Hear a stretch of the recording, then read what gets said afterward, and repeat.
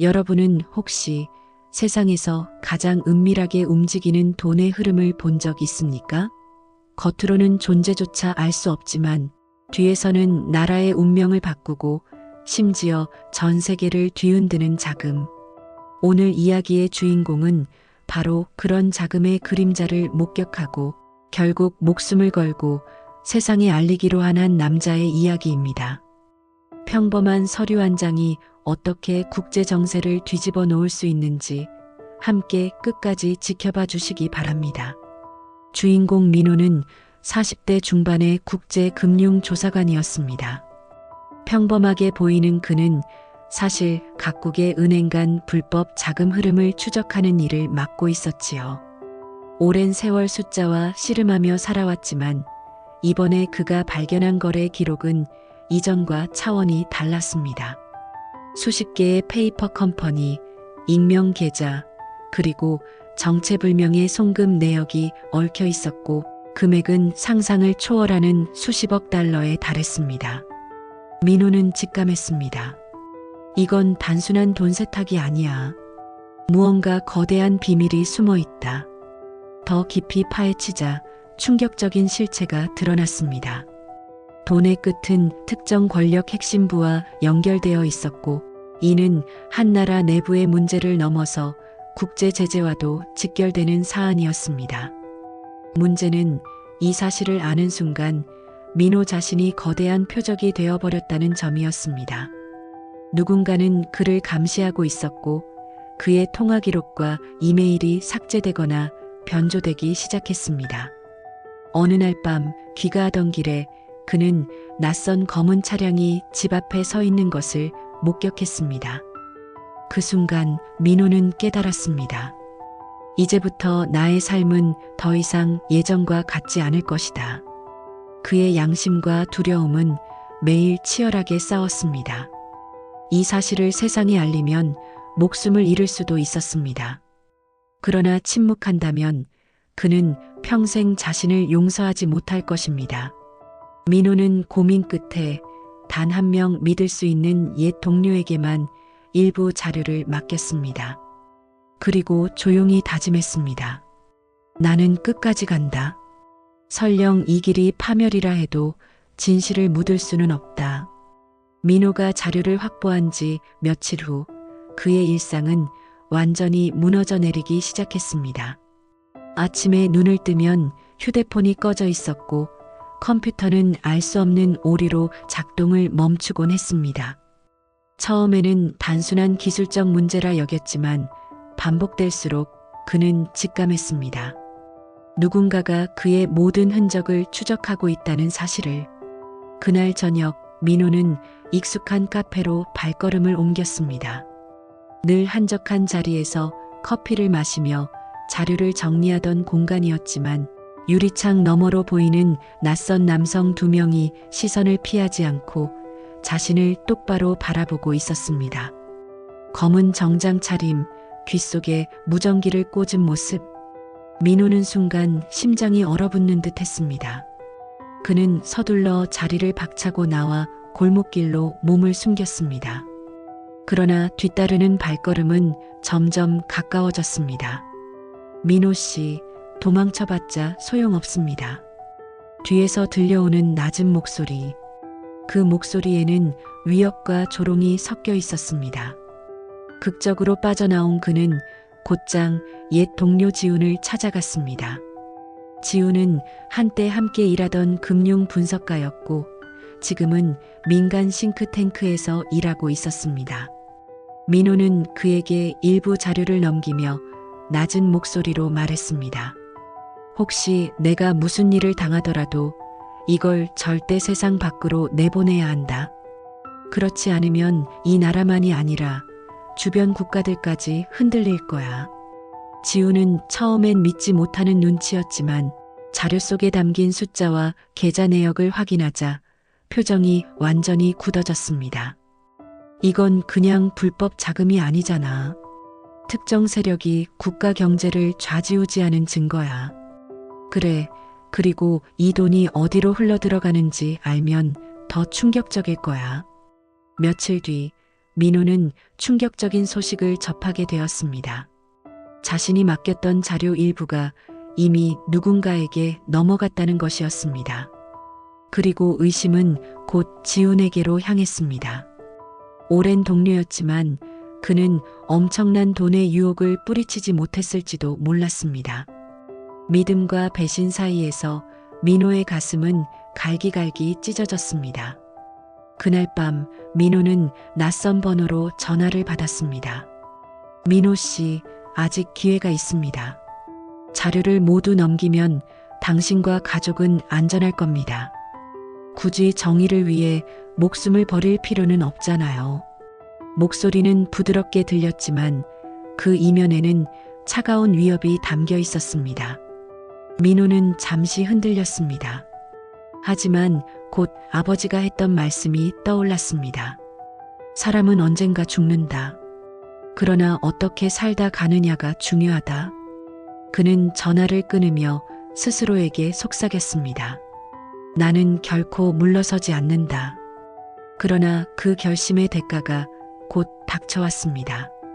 집에 돌아온 민호는 문이 억지로 열려 있는 것을 발견했습니다. 거실은 엉망이었고 서류는 모조리 사라져 있었습니다.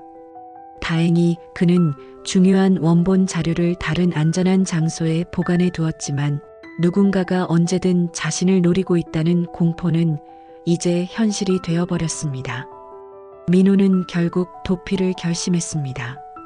해외로 나가는 비행기표를 구해 잠시 몸을 피한 뒤 국제 언론에 자료를 공개하기로 한 것이었습니다. 하지만 공항으로 향하던 길, 그는 또 한 번 낯선 그림자들의 추적을 받았습니다. 택시 뒷좌석 창문 너머로 검은 차량이 줄곧 따라붙고 있었던 것입니다. 그 순간 민호의 손에 땀이 흥건히 차올랐습니다. 그러나 그는 결코 포기하지 않았습니다.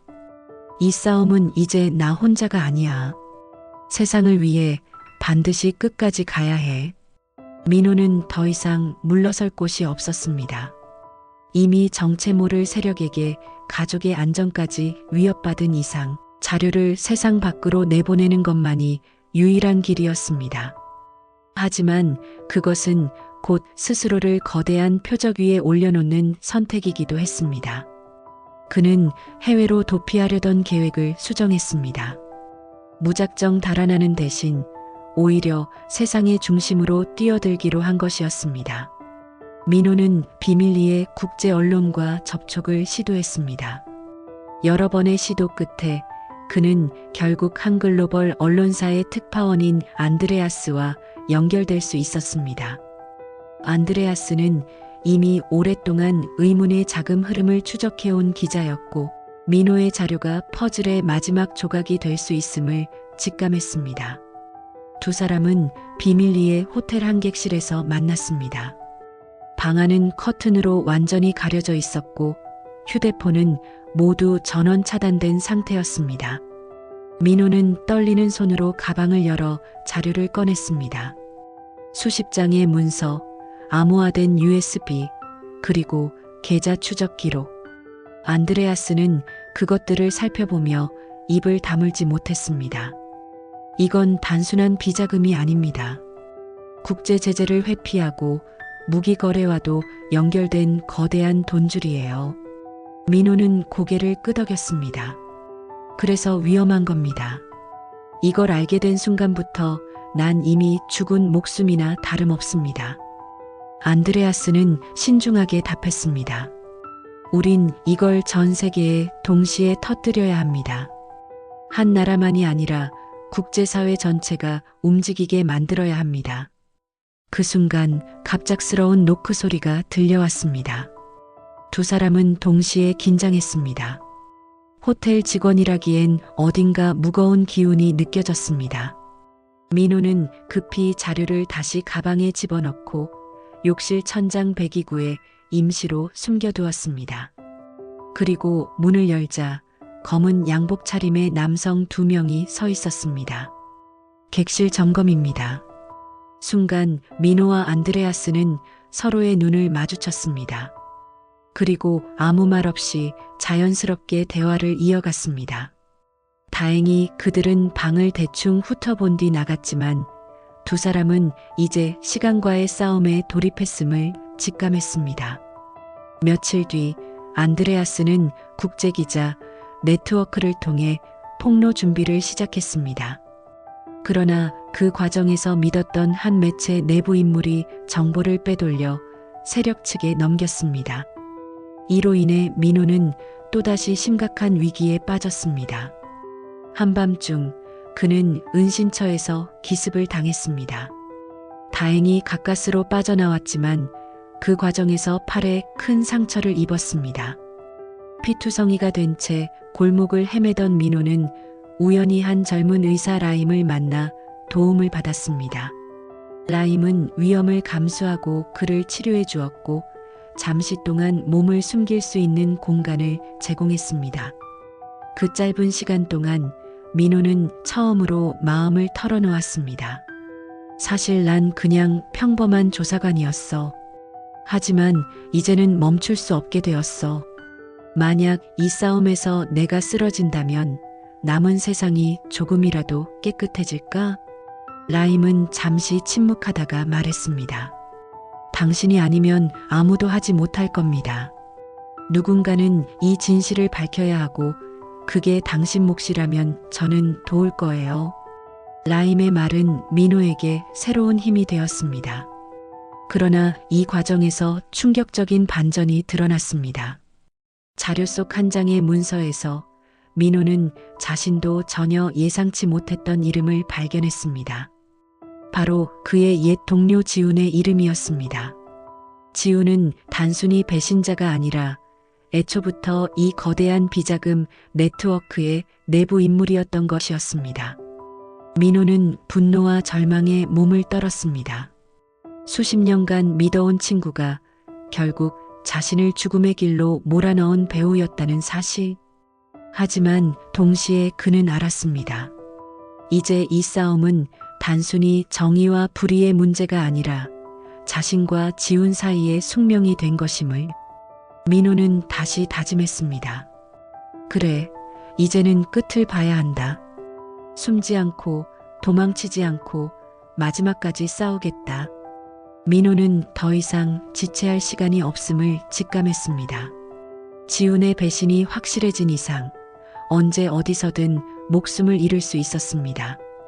그러나 동시에 그동안 수많은 위험을 감수하며 지켜낸 자료를 세상에 내보내지 못한다면 지금까지의 모든 고통이 무의미해질 터였습니다. 그는 마지막 승부수를 던지기로 결심했습니다. 라임의 도움을 받아 민호는 국제 언론 네트워크와 다시 연결을 시도했습니다. 안드레아스 역시 이미 준비를 마친 상태였습니다. 문제는 지훈과 그 배우 세력의 손이 미치지 않는 경로를 통해 자료를 동시다발적으로 공개하는 것이었습니다. 민호는 자신의 안전보다 자료의 안전을 우선시하며 모든 전송 과정을 암호화했습니다. 그리고 드디어 결정적인 날 서울의 한 작은 컨퍼런스룸에서 기자회견이 열렸습니다. 민호는 카메라 앞에 서서 수십 쌍의 눈빛을 마주했습니다. 떨리는 목소리로 그는 첫 마디를 꺼냈습니다. 오늘 제가 말씀드릴 내용은 단순한 금융 범죄의 고발이 아닙니다. 이는 한 국가를 넘어 국제사회 전체를 위협하는 거대한 불법 자금의 실체입니다. 그는 준비해온 자료를 공개했습니다. 복잡한 계좌 흐름도 숨겨진 페이퍼 컴퍼니의 명단, 그리고 무기 거래로 이어지는 증거까지. 기자들의 얼굴은 충격으로 굳어졌습니다. 순간 연회장은 술렁였고 인터넷 생중계 채널은 폭발적으로 시청자가 몰려들었습니다. 그러나 동시에 규탄의 목소리와 협박이 쏟아졌습니다. 지훈은 마지막까지 민호에게 전화를 걸어왔습니다. 멈춰라, 민호. 넌 지금 모든 걸 망치고 있어. 세상은 변하지 않아. 내가 죽는다고 달라질 것도 없어. 민호는 차분히 대답했습니다. 아니, 세상은 변한다. 누군가 끝까지 맞서 싸운다면 반드시 변한다. 그 순간 준비된 영상이 전 세계 주요 언론사에 동시 송출되었습니다. 더 이상 되돌릴 수 없는 길이었습니다. 폭로가 공개되자 국제사회는 충격에 빠졌습니다. 관련된 정치인과 재벌, 심지어 일부 군 고위 인사들까지 줄줄이 조사 대상에 올랐습니다. 수십 년 동안 은밀하게 흘러가던 돈줄이 끊기자 어둠 속에서 이득을 보던 세력은 와해되기 시작했습니다. 민호는 곧바로 신변 보호를 위해 특별수사기관의 보호를 받게 되었습니다. 그러나 그는 자신이 영웅으로 불리는 것에 크게 개의치 않았습니다. 언론은 세상을 바꾼 한 남자의 용기라며 그의 이름을 대서특필했지만 민호의 눈에는 오직 부모님의 사진만이 보였습니다. 이제야 조금은 웃을 수 있을까요? 라임은 그의 곁에서 조용히 고개를 끄덕였습니다. 당신이 아니었으면 아무도 할 수 없었을 거예요. 이건 분명히 당신의 승리입니다. 그렇게 민호는 세상의 빛 앞에 섰습니다. 고통과 위협 속에서도 끝내 물러서지 않았던 그의 선택은 많은 사람들에게 용기와 희망을 주었습니다. 정의는 결코 혼자의 싸움이 아니라는 사실을, 그리고 누군가 먼저 나서야 세상이 변한다는 것을 몸소 보여준 것입니다.